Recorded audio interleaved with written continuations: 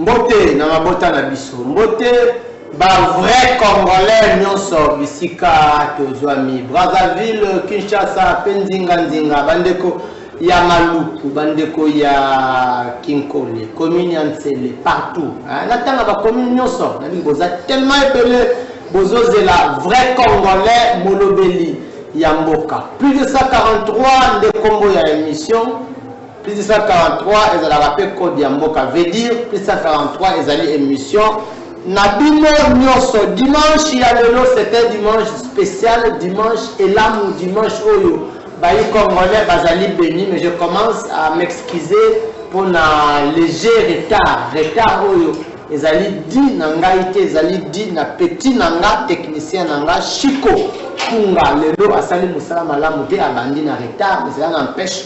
Yemoko afuta masumu na ye. Voilà donc mbote na équipe technique mobimba ya radio télévision puissance na bandi na yemoko grand retardataire Chico Punga azali nangai mama Kati Masini pe azali papa Jérémy Mbambi numéro 001 na tche na suka po biso zali boso yenda kangi mubungo papa Kizamina Kibila Agence 4 pesiye Matondi, nazanga bandeko mibale na plateau ya l'autre restaurant na bango, bayimboka ba politicien. Bino boyebi sarangano ba politique bazaka bato lokuta. Ya solo wana to vanda to yoka bango so ba koloba malamu, so ba koloba mabe. Yo peut ko intervenir à travers numéro ezali affiché to lobela makambu actualité de l'ère, actualité de l'ère makambu okonzi mboka lobaki il faut gouvernement ya union nationale. Bandeko musuba lobité gouvernement ya union nationale yango eurobongo. C'est pas musuba bi dialogue ya biso moko ba musuba lobi na bité yo makanisi na ezali nini pa o baza na plateau ba pesa makanisi. Yo poko pesa makanisi na numéro bengate.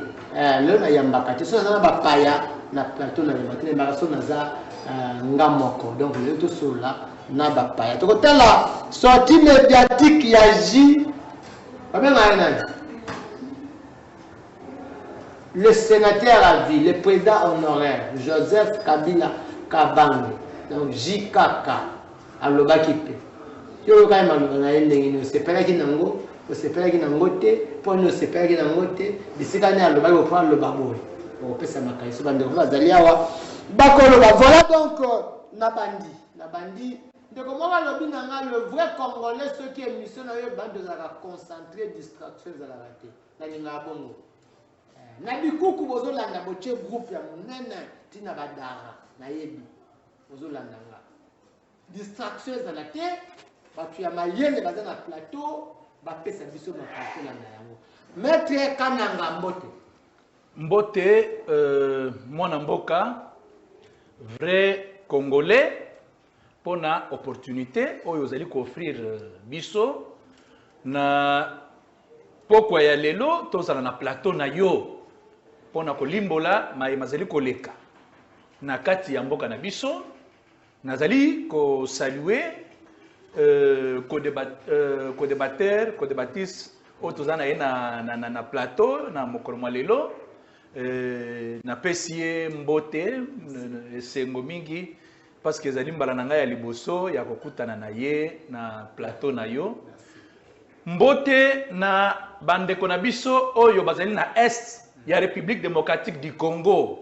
oyo ba Rwandais n'est-ce pas na M23 na AFC soki AFC bazali ko boma tozali ko pesa bango message était batenir bon parce que mboka ya Congo ezali mboka na biso toko bundela yango ata na sacrifice o ezali suprême.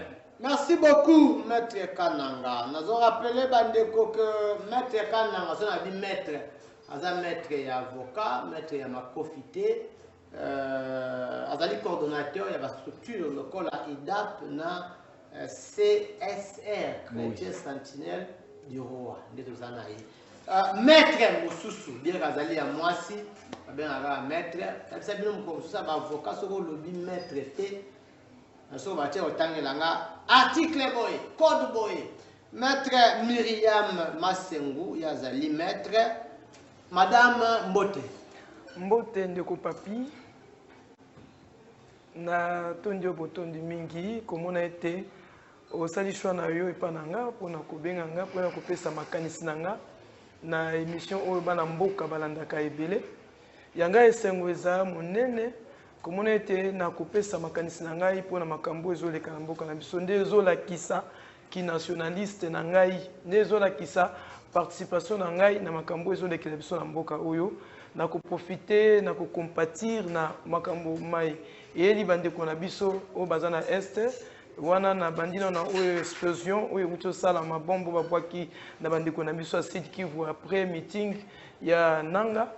En tout cas, je compare avec eux, je suis de cœur avec eux. Et makambo nyonso surtout bazomona kuna ba pasi minyoko, ba torpiller, ba piller, ba violer et ba salsa bango makambo na makasi.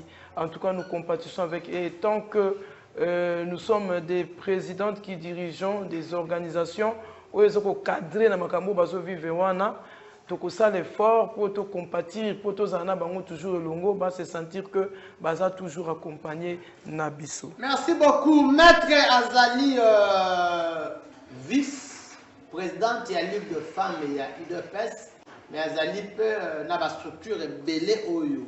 Azali au diriger. Je commence directement nayo Maître. Il y a des histoires que vous avez dit avant tout banda ba sujet na biso des histoires très sensibles.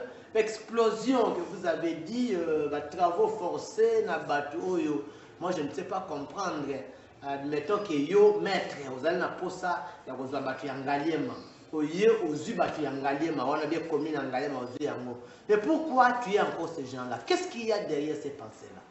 En tout cas, ça passe mingi. Ça passe parce que tu es baki à l'époque quand Mouzé Kabila bandai koya po akota na Kinshasa. Là, le peuple était fatigué de Mobutu. Okay. Hein? Bazaki vraiment causé la Kabila Kota pour libérer le peuple congolais. Mais aujourd'hui, nous ne sommes pas fatigués de notre président. Tous en nous, qu'on ça ait chance que Assa de la Sobola, moi, tous là. Maintenant, à cause il y a carré minier ma botolier à côté rébellion. À côté rébellion, on peut monter mais que le caparin Kagame. Maman, s'il vous plaît. Alors, Moutou Nanga Ezali. Bateau bazo boma. Yango nazo kende na yo pona la kisayo na comme place aux awana parce que allez-vous comprendre que nous sommes maîtres avocats, nous irons pas directement dans répondre nazo mais qu'on faire voir yo pour comprendre pour bateau bazo na biso ezaka rayote. Bazo na biso pas bateau belé pour pouvoir comprendre likambo ndengeza pour avant bato bazako yeba te pourquoi tozo bundisama pourquoi ba bitumba oyo. Alors nanga aye akoti na bitumba contre mboka na yemo contre bandeko na ye tango akoti na Goma boyokaki oyo elekaki abengisi bato na stade de l'unité et par la suite bato babili ontolingi président na biso na Tshisekedi bazobela bango kuna bazopesa maloba bango kuna bazoma Tshisekedi président c'est-à-dire ça déjà message moko oyo ezali fort o balansaki na nanga ke tolingi bino ate na Rwandais tolingi kaka président na biso akamba biso baye na Bukavu. Après avoir coupé sa meeting, la population balobi tolingi Banyarwanda te awa tolingi ba Rwandais na mboka na biso te nde yango moni ba connaître que loko wana na kanda ba boki ba bombo wana ba bokaki o lelo tozo lela ba bibembe batu bakufi et puis na ba blessé ba bimi ebele na explosion na o esalamaki. Alors ils ont déjà kola kiseke balingi bango te population aza mal à l'aise azali dicté alors soko net meeting wana bomona bato baye bele okanisi ke baye na volonté na bango te donc oyo nyonso aninga tika na ndako baninga balandela ye baboma ye soit ba torpiller ye. Alors sur ce tant bayaki comme mutoko ko bomba te sentiment naza nango baloyebisi bango clair que to boyi Banyarwanda na mboka na biso na kozonga na kanda wana nde moni babwaka ba bombo wana. Oh, et ça dit que les gens ont trouvé des morts, des blessés et des bango. Merci beaucoup. Maître Kananga, la même question avant qu'on commence le sujet. Comment ça peut se faire Yozo Lukabat au diriger? Parce qu'on ne peut pas diriger espace Yapamba. Quand on dirige par exemple la commune, tout ça, faut pas là. Mais le même personne aux Bango, diriger Bango, aux Bango. Qu'est-ce qu'il y a derrière cette pensée? Ndeko, vrai Congolais. C'est pitié, premièrement, Namawa, Pona nini? Pona komona. Moto oyo a dirigé institution munene na kati ya mboka na biso seni, n'est-ce pas? Oyo ezali ko prôner démocratie, mais kokende rébellion, n'est-ce pas? Mpo abebisa premièrement valeur to dignité na ye, parce que un président ya seni oyo azali censé ko protéger démocratie na kati ya mboka na biso, mais lelo oyo tozomona ye alati kazaka ya un rebelle. Je dis bien un rebelle. Mais na kati ya mboka oyo peuple congolais bakendaka tosalaka conférence nationale souveraine, toyeko kende Sun City, ndeko vrai congolais, peuple congolais dans son ensemble balobaki que non, pouvoir ya makila na kati ya mboka ya Congo tokotikalaka koyoka yango lisusu te, n'est-ce pas? Voilà le message. Il y a peuple uni, hein? Na destin. Oyo ezali que non. Et comme ça que mboka na biso est rayonné. Et comme mboka ya esengo mboka munene na kati ya Afrique ndenge tolobakango na hymne national que tolingi to bâtir une grande nation. Au monde entier va sentir que non, na kati Afrique, il y a un pays émergent, na kombo ya RDC, mais voilà, ennemi, il y a mboka na biso, et j'ai des doutes pour la koloba que non, mais c'est Nanga, c'est un Congolais. Et pourquoi il tue les gens? La question claire, c'est ça. Mais pourquoi tuer le peuple congolais? Pourquoi tuer le peuple congolais? Oui. Pourquoi Nanga tue le peuple congolais? Voilà. Maintenant, bakanayo à chaque fois que tango yo ozali kolinga bokonzi pour diriger bato. Mais bato wana oyo ozolingo diriger ozoboma bango, n'est-ce pas? Mais tango ozali ko boma bato wana, n'est-ce pas? Sikoyo oko diriger banani oyo ko diriger parce que yo oye obandi déjà ko boma bango. Alors ko boma na ye lokola mutuna na yo ezali pona nini? Ezali pona ko intimider, n'est-ce pas? Intimidation. Na ba o batikali que non bazonga na dictature. Oyebi ke bango mais je vous dirais que non batouana ba bombanaki bazaki batwa Joseph Kabila, n'est-ce pas? On va arriver là-bas. Bazwaka pouvoir na bango na ndenge ya makila. Siko bazongi na ndenge na bango ya makila. On va arriver là-bas. Voilà. Merci. Maître Myriam, on commence. Le président de la République, Félix Antoine Tshisekedi, a Beleli Bayimboka. Il faut passer la gouvernement, il y a union nationale. Vous, qu'est-ce que vous avez compris? Est-ce que le gouvernement et l'union nationale, il faut côté sa kimia et comme même kimia par rapport à tout ce que nous rencontrons comme problème? Oui, en tout cas, le président a bien raisonné, a bien pensé. Il y a ça l'appelle le gouvernement, il y a union nationale. Le président a bien raisonné. A bien raisonné. Pourquoi? Parce qu'il faut une cohésion nationale pour que cette guerre prenne fin.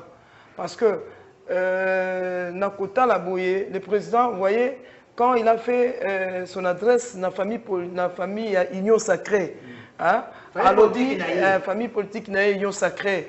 En tout cas, il a beaucoup manifesté des regrets et puis il a félicité certains d'entre eux pour bien travailler, pour l'accompagner dans cette lutte. Il a compris qu'il y a aussi des traites. Et il a compris qu'il y a aussi des traites. C'est pourquoi il fait l'appel au gouvernement d'union nationale, c'est-à-dire à Benga, peuple congolais, Oignon Soiseau se sentit qu'à peuple congolais, Aya pour Asangisa Maé, les Makanisi, tout travailler ensemble, travailler ensemble, de façon à aussi sa guerre Oyo et Zoya. Et comme ça, pendant que le chef de l'État prône pour le gouvernement d'union nationale, il y a les autres, Moi, je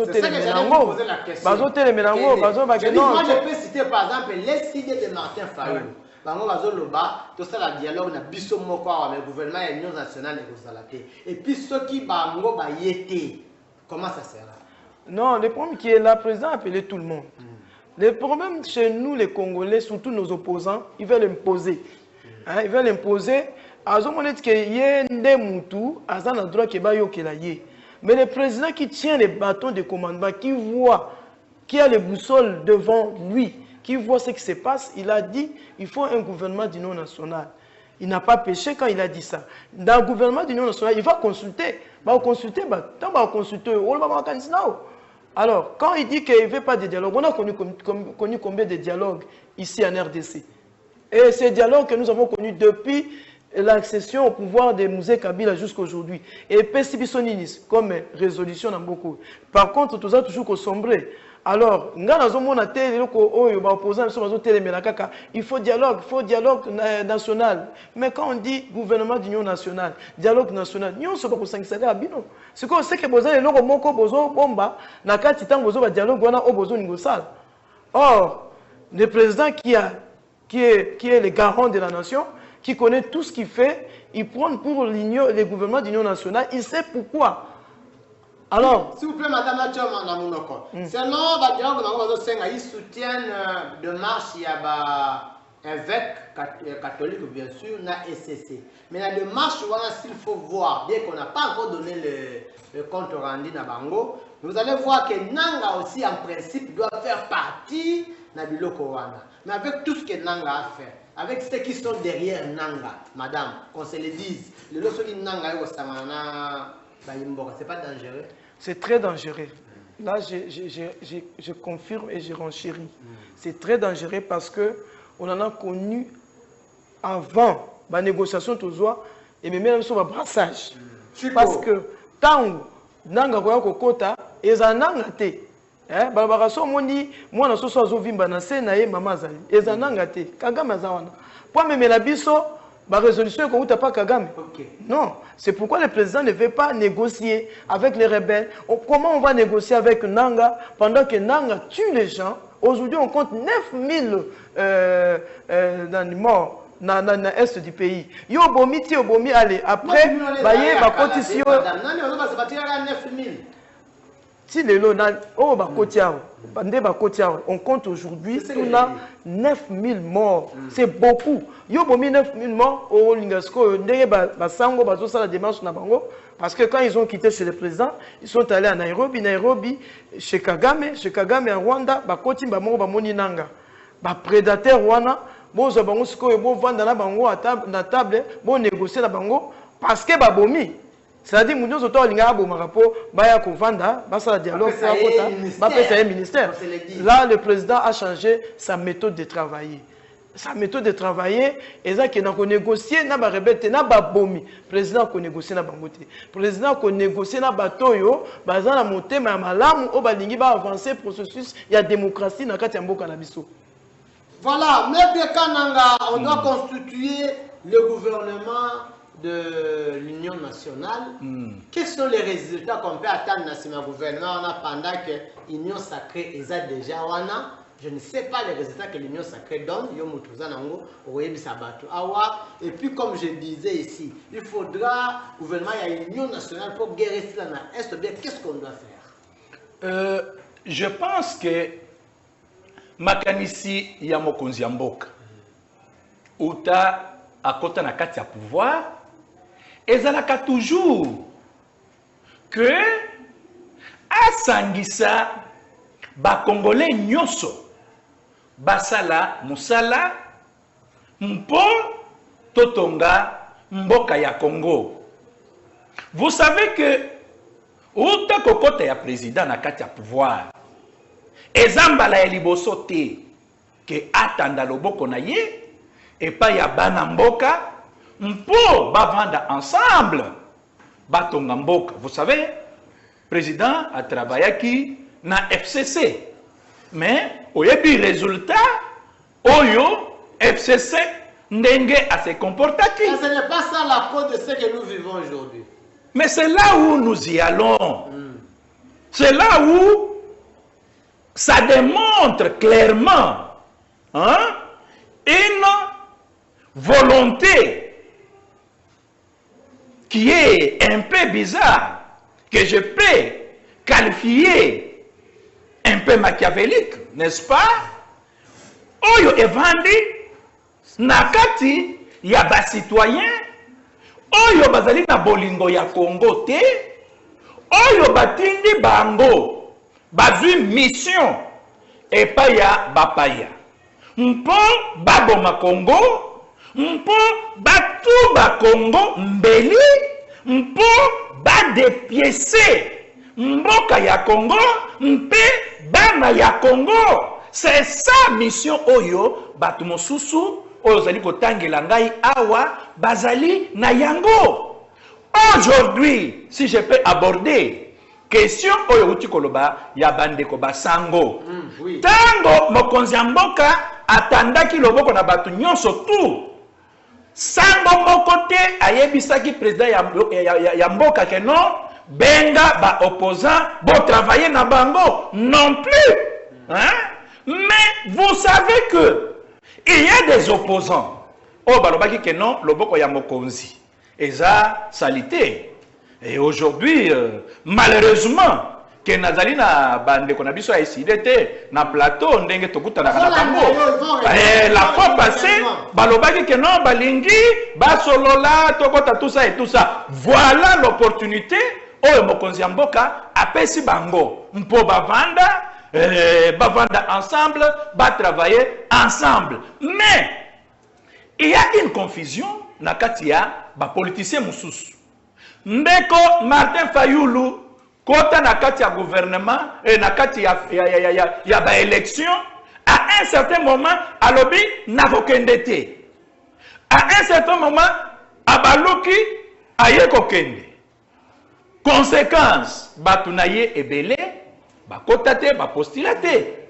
Alors ce sont des politiciens, nous avons d'autres politiciens qui n'ont pas une vision claire pour Namboka Nabiso ya Congo. Mais nous, en tant que nationalistes, en tant que Bako Bazana Bolingo Yamboka Oyo, vouloir ou pas, le Congo va changer. Votre crainte, ceux qui vont la démarche, il y a Basango.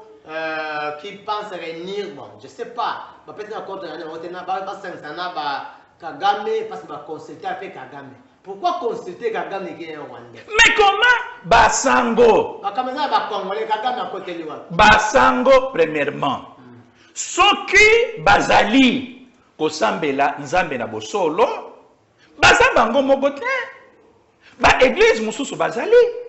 Mais pourquoi bango baboyi ko associer ba église mususu avec l'église mais bazalaka kami balete wana mwana na bango oyo babota oyo ba initier ye na makambo nyonso tu esengeli ya mabe pona ko trahir mboka ya Congo. Et voilà.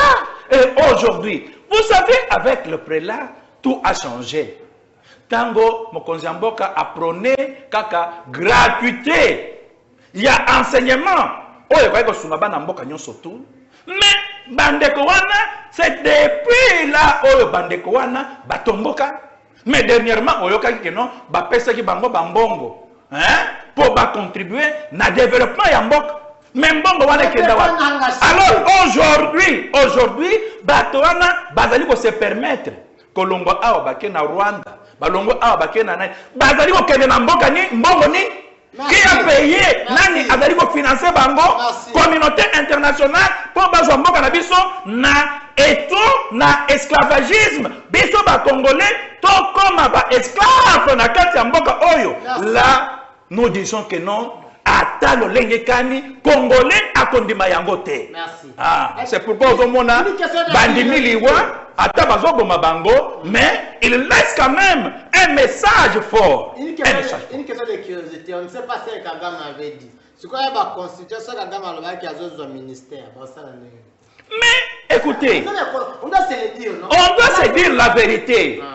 Félix Tshisekedi est en train de déboulonner un système archaïque oyo ezalaki enraciné na kati ya mboka na biso. Depuis lors, le Congo, ba président oyo bauti koleka na kati ya mboka na biso, bazalaki ko travailler pour na Rwanda. Rwanda pe à son tour azali ko travailler pour na ba mafieux moko ya ba mindele oyo bazalaki ko s'organiser pour na koyiba minéraux ya mboka na biso ya Congo. Et voilà que le sucre wana, botamu wana, bilengi, ya minéraux ya Congo, et si ekoti Kakame, kino na misisa. Alors c'est ainsi que Kagame, azolinga lisusu, kotikate, mais nous allons lui imposer ça. Il doit quitter dans notre pays. Il doit lâcher sa main sur notre pays, les Congos. Très bien, Maître Kananga. Vous allez comprendre que Baninga y a décidé, parce que contre-temps, il y a un monsieur qui allait être avec nous, Baninga ensemble, va s'excuser, ce n'est pas un problème. Maître, je viens à vous, on commence déjà les propos, il y a Joseph Kabila. Mais avant ça, j'ai une petite question. Vous allez d'abord parler, Kabila a sali sortie médiatique, à l'Obinenga Lobaki,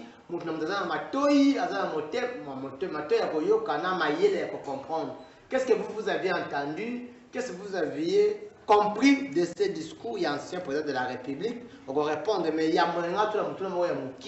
pourquoi, depuis que l'UDPS est au pouvoir, apparemment, Yokanaka bien été, ou bien se comprendre, bien été dans l'église catholique, au père soutenir l'UDPS mingi na mission naïe, bah marche na ça. IDPS au pouvoir, Azo Canada, Église catholique était là, c'est. Je n'aborde pas de la même sens qu'avec vous. Moi, je suis catholique. Hein? C'est lui le problème. Catholique, toujours catholique, mais toujours Senko. Il faut appeler les chats par son nom. Il faut appeler les chats par son nom. Senko.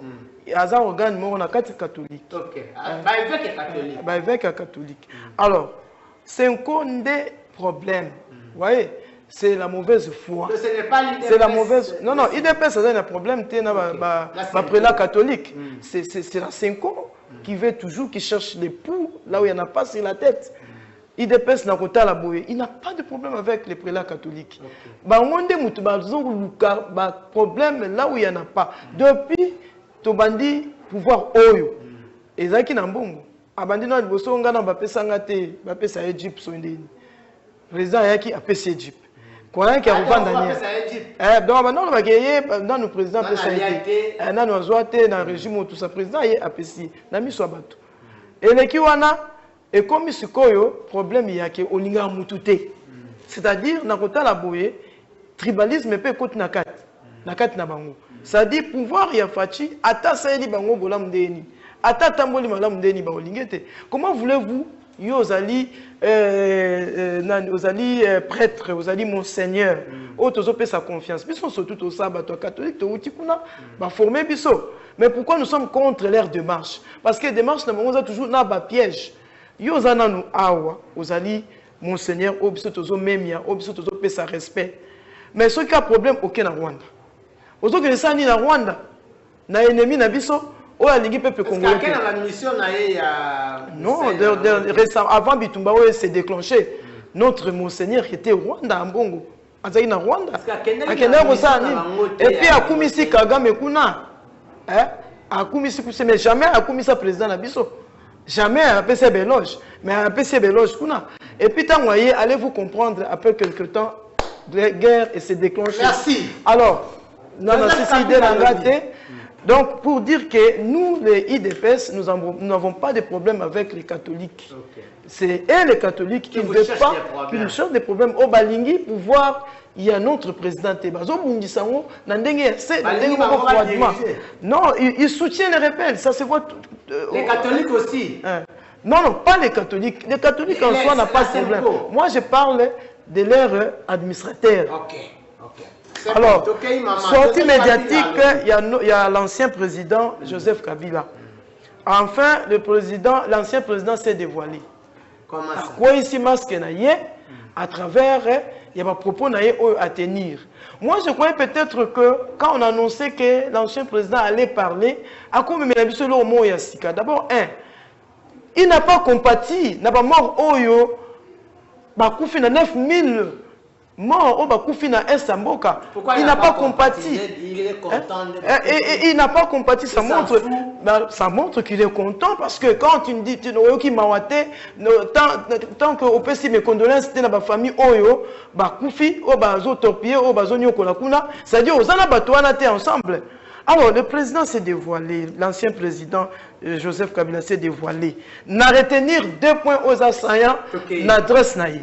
Il y a Liboso. L'ancien président dit l'M23 est l'aspiration du peuple congolais. Il y a alors, donc, à répondre, c'est-à-dire, Congolais, CP là, bango, quoi. Pour conquérir le pouvoir. Il y a mis balé à lobby que l'ancien président, c'est-à-dire le président, notre président, Félix Antoine Tshisekedi, est la cause de notre crise. En tant que crise économique, notre crise sécuritaire. Là, je m'inscris en faux.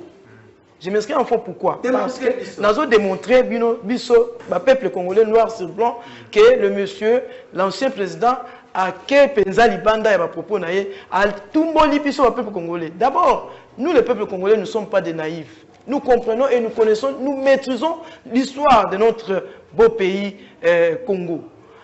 Joseph Kabila, tant qu'il y a pouvoir, en 2001, a comme il a pouvoir, il y a une guerre qui s'est déclenchée à l'Est. Et tant que Guerrana est bandit, il a eu à faire des concessions avec Kagame. Il a concédé beaucoup de choses par le dialogue, par les accords, en utilisant notre frère Fernand, comment il s'appelle, Chibanda, ancien ministre de la coopération extérieure. Oui. En utilisant l'ancien ministre, Raymond Chibanda, allait signer des accords. Des accords là où Mimi Bisso Lelo na otage. Et puis, l'accord Oyo. Raymond Chibanda signé, na Oyemoko Kabila signé, yango esali que lelo toza na crise, yango esali que pays na biso za la sombre. Oh lelo, notre président est en train de se démener pour nous faire sortir na ba crise wana, tozo ke obima na malembe. Hier azo ko ba ke crise na mboka na biso économique na sécurité ezali notre président. C'est faux et archi faux. Ezali notre président ezali yé na ba corps na yé o signé ki na Kagame. Aujourd'hui, il y a brassage d'armée. Brassage d'armée, ceux qui bitument dans la biso, jusqu'à présent, ils ont parvenir à longa monter. Parce qu'on a des infiltrés. Donc, notre président, Tshisekedi a hérité, Babylon Komoko, passif. Il a hérité passif, non actif, mais plus il a hérité passif. Il y a un moment où il y a un signé qui comme accord. Il y a un accord qui signé qui a un accord signé qui a Kabila pour passer pouvoir. Non, et ça accord tes alliés mise en place na bango au bâti qui na brassage armé au bâti brassage en armé mais c'est papi.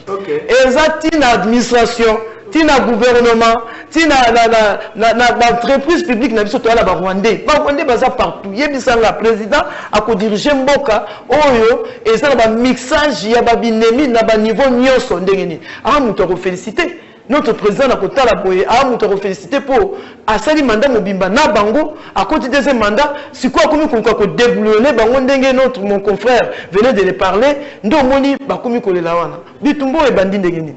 Tant qu'on a bien changé la constitution, et c'est déclenché. À Kosimba. Et nous, on nie la constitution. Donc, ce qu'on a dit, quand le président a dit, nous, tout le monde a modifié la constitution. C'est là la guerre s'est déclenchée. Pour la ligne arriver, tout ticket a changé. Pour dire que délivrance à peuple congolais, et ça dit qu'il va changer la constitution. C'est-à-dire qu'il va piéger le Tchaki.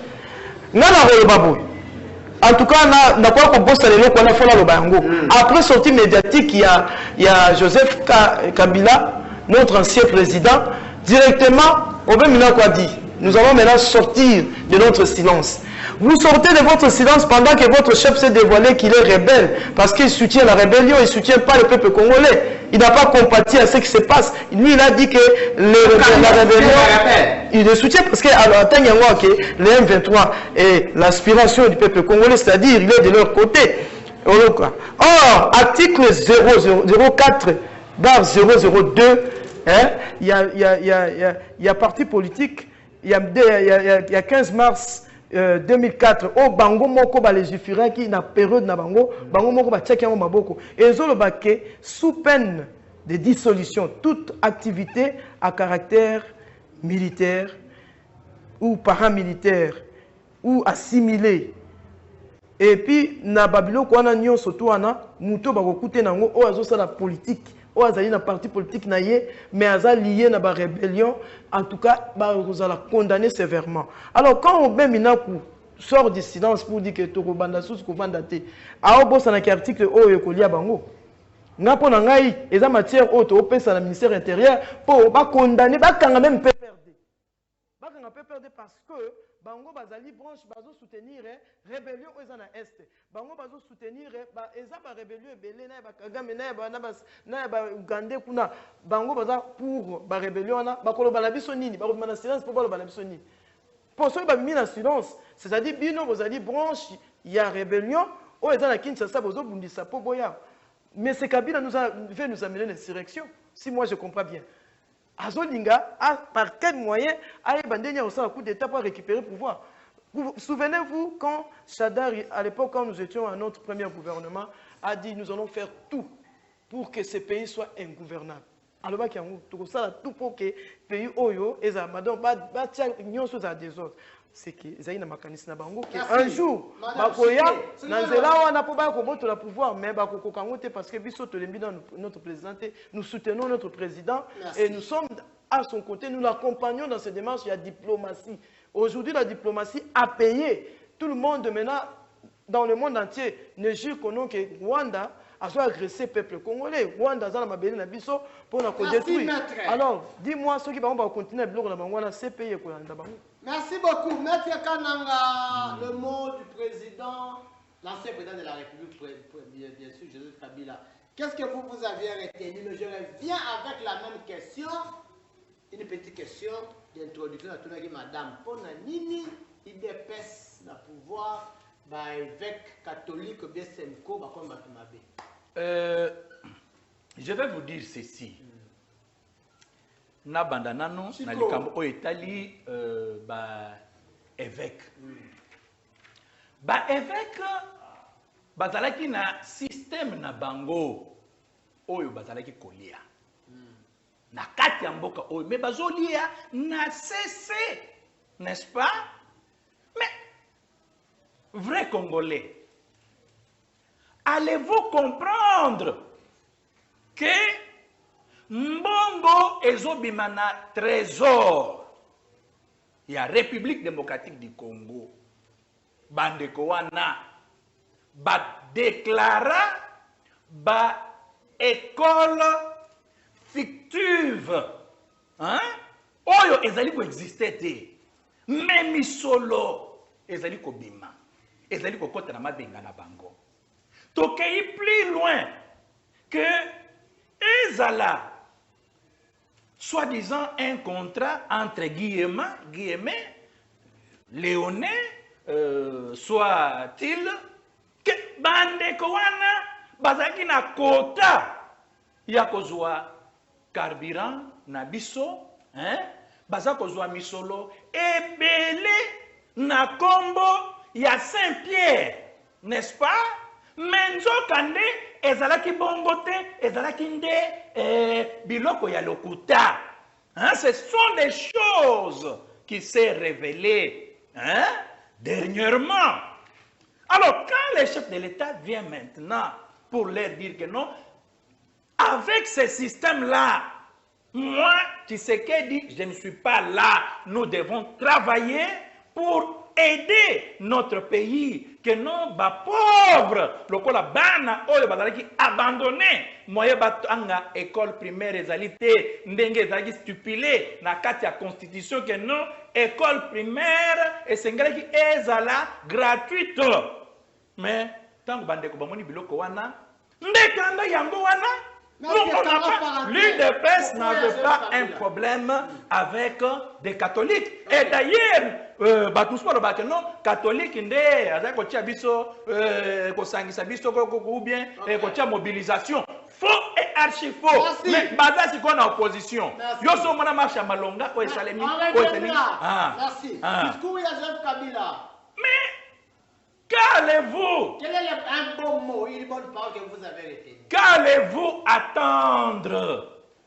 Moto akoti nakati ya pouvoir. Nanzela ya makila. N'est-ce pas? Nakoboma, peuple congolais. Mais quand il dit que M23 ezali aspiration, il y a peuple congolais, mais c'est, moi je dis que ezali insulte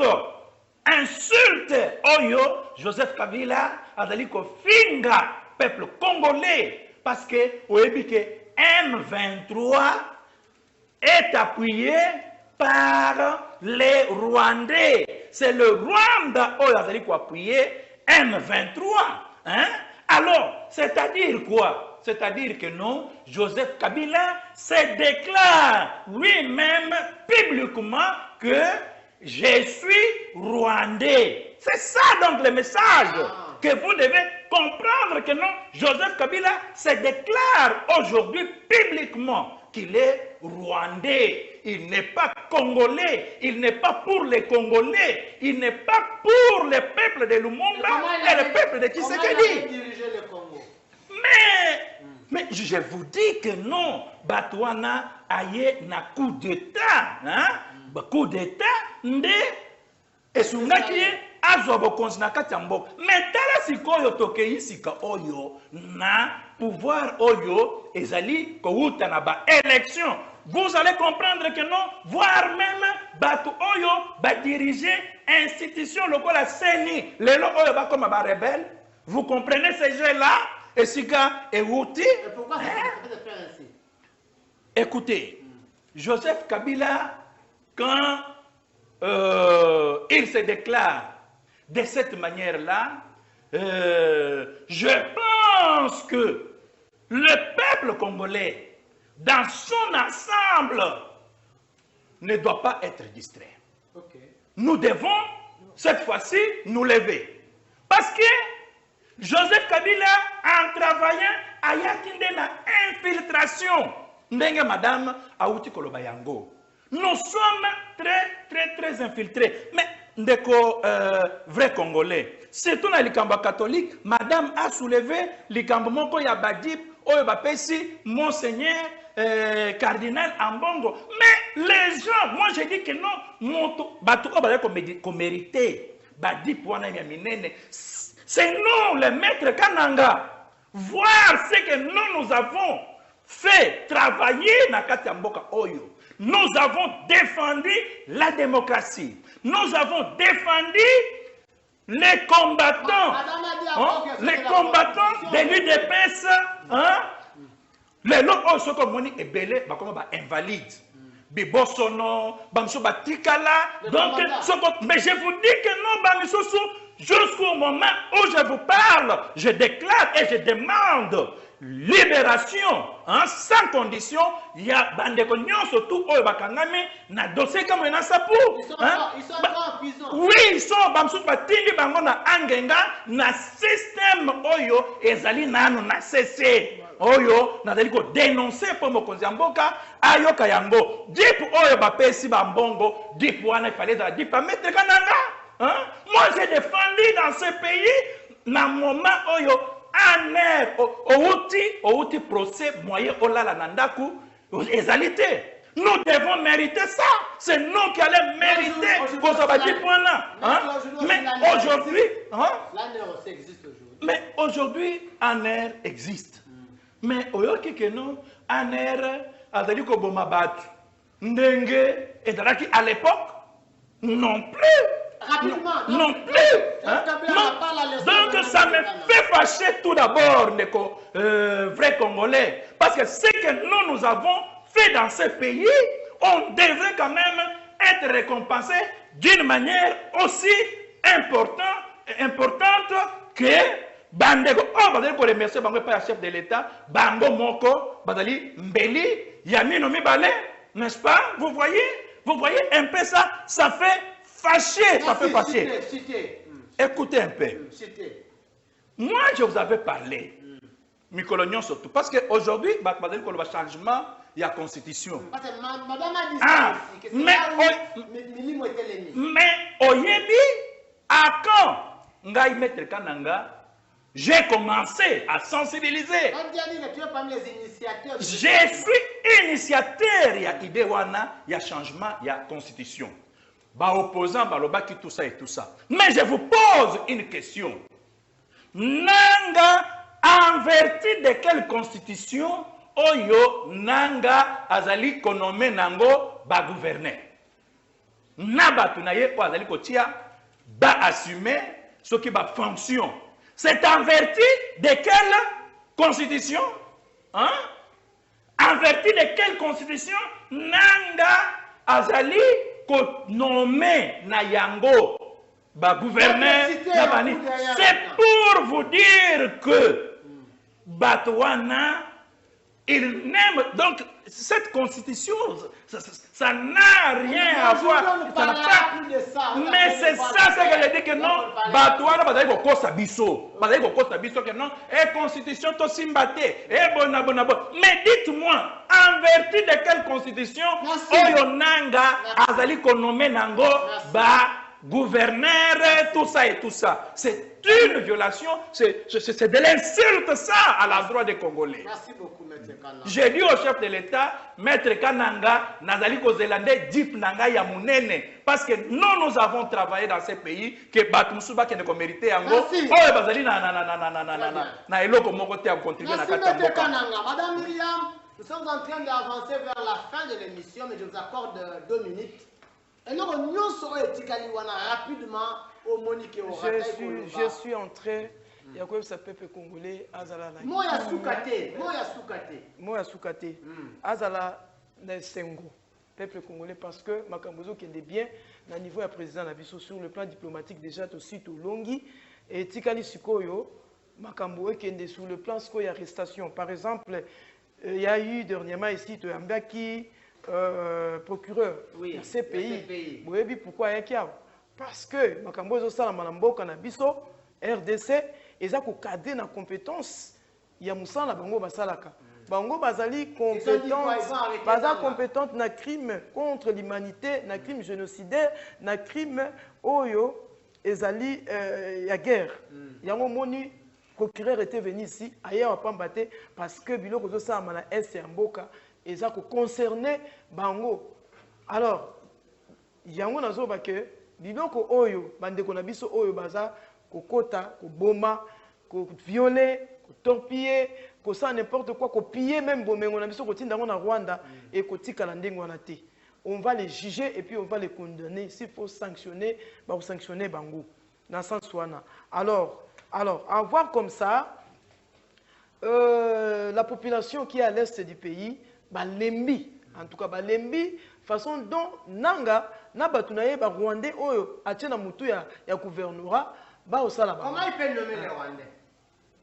Il y a un peu ça, noir sur blanc, Ezali Kagame, Ezali marionnette. Nanga, Aza Moutou, Bazo utilisé. Au moins, il va utiliser, Ezali quoi, citron, il doit quoi, jus, il y a orange, ceux qui Moutou, Amélie, jus, et si à bois qui n'a. C'est comme ça, Nanga. Azo batté que bazo utiliser azo boma bande konaye azo torpiller bango azo violer bango et na suka nango ba okangaye na suka nango il peut attraper même la mort parce que ba otike ndengo na te ba secret azan nango a risqué de dévoiler nango.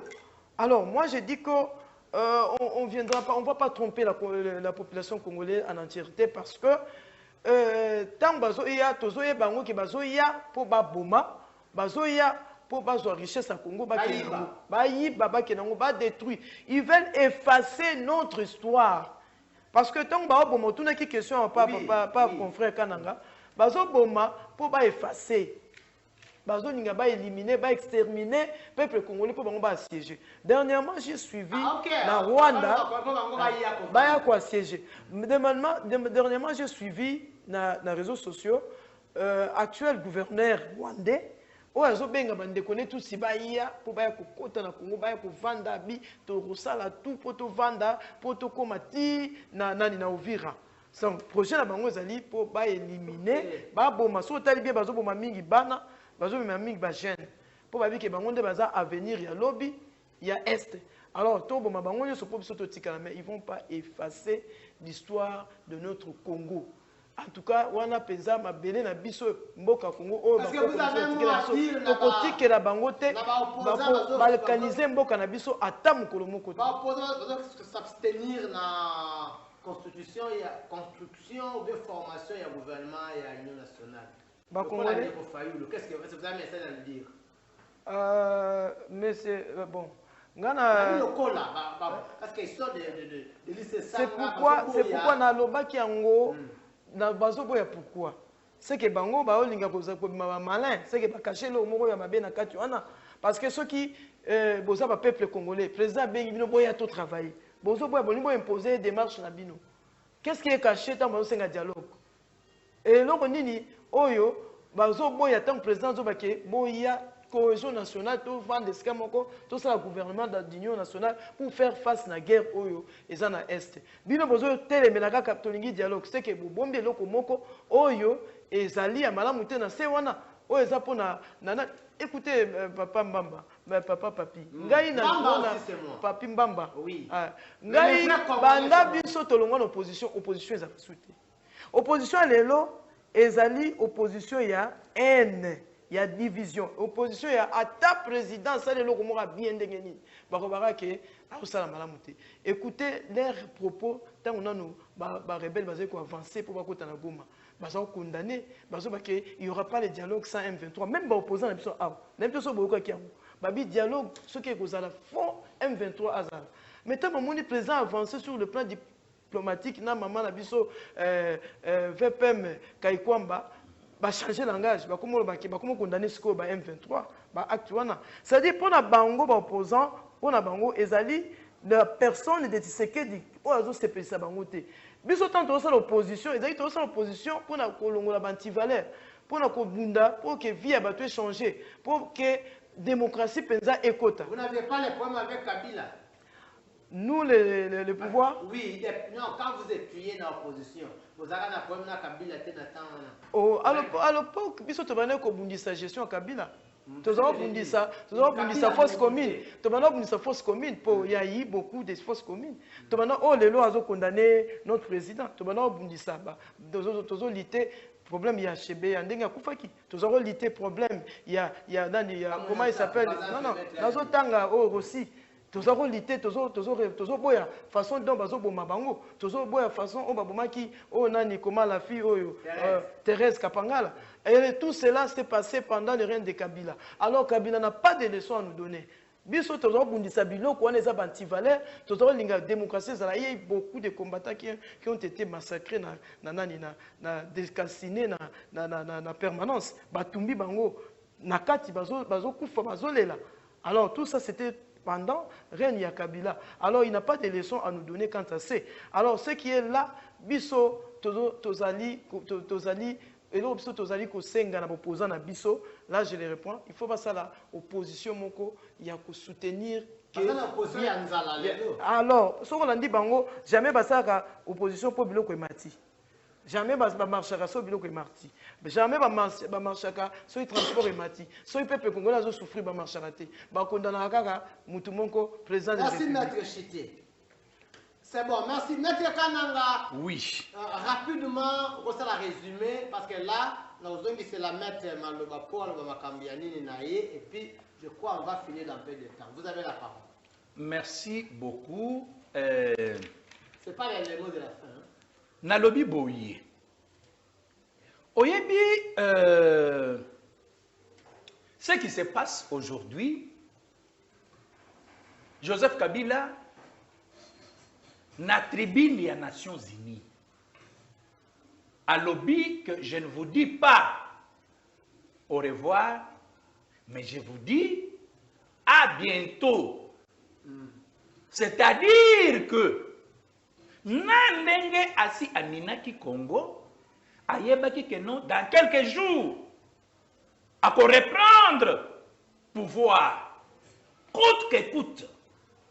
Si aujourd'hui le président de la République, Félix Tshisekedi, demeure, c'est puisque la main de Dieu est sur lui.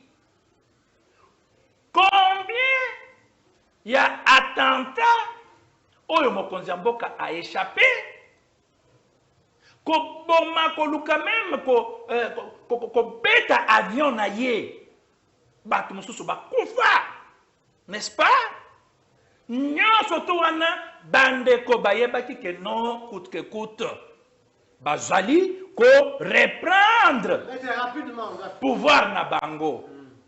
Le problème c'est quoi? Problème ezali ya empire touti ima oyo balingi ko installer yango na est ya République démocratique du Congo.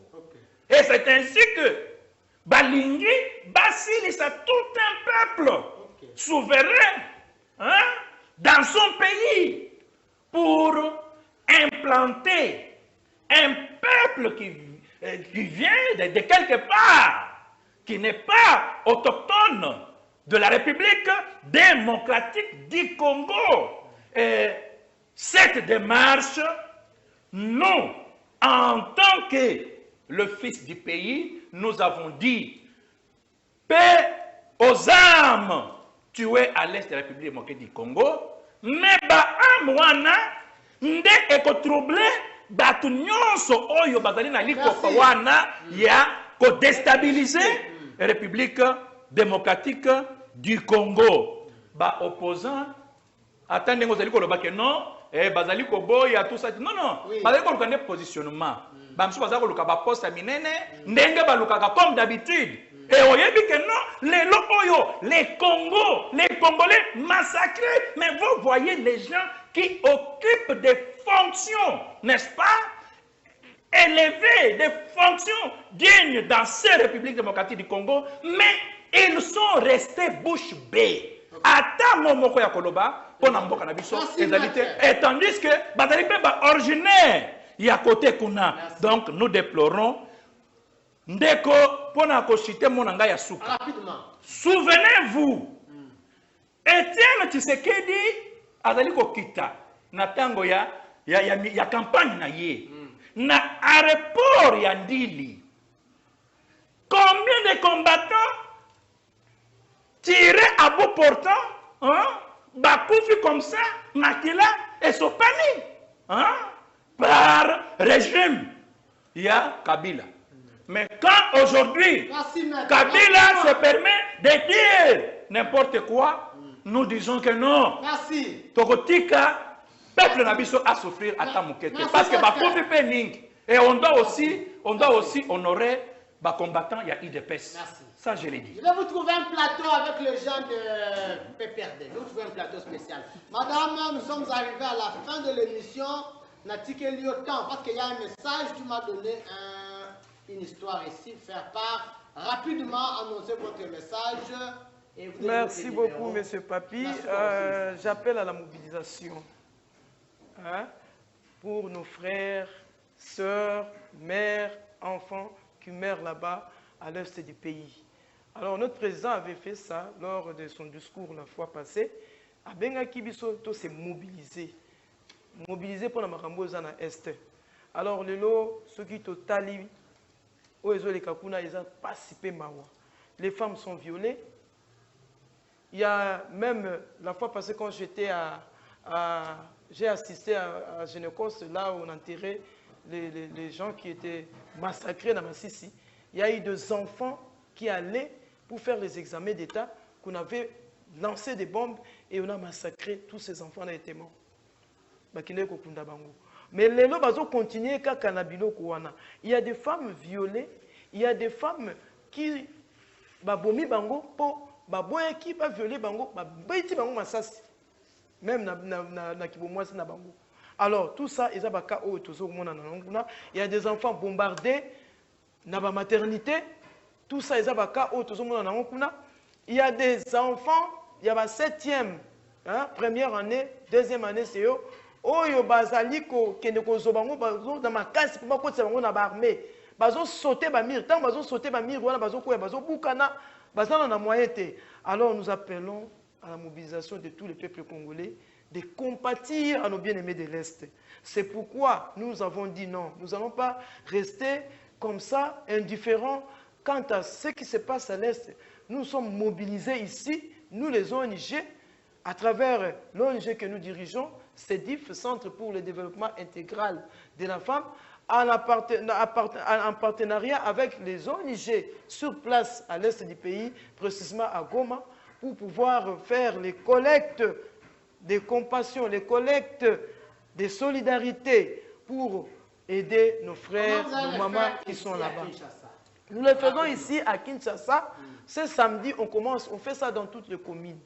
Donc nous commençons par la commune de Matete. Ce samedi, le 8 mars, nous allons fêter les mois des femmes en compatissant avec nos bien-aimés de l'Est. Nous allons faire des collectes pour ces bien-aimés, pour pouvoir les aider, parce que Bazana passe. Il y a même des femmes militaires qui ont quitté les camps militaires, ils ont fui, parce que les maris étaient au front.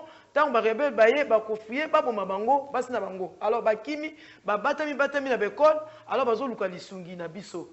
Alors pour tout l'accès que tous bango ensemble, aux en a 1000 francs, aux en a 500 francs, aux en a nini, compatissons, venons, collectons les fonds pour nos bien-aimés qui sont dans l'Est. Nous allons commencer à faire, et ce serait d'une manière un peu traçable, il y aura vraiment de la traçabilité. Nous allons commencer à parler Matete, à contribuer autant pour stimuler les autres. Les comptes rendus seraient à tout moment pour montrer que nous sommes très transparentes.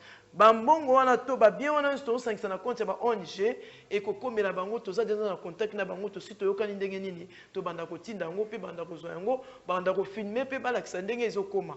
Donc c'est un peu ça le message que j'avais à lancer aux compatriotes que nous sommes. Votre numéro, madame?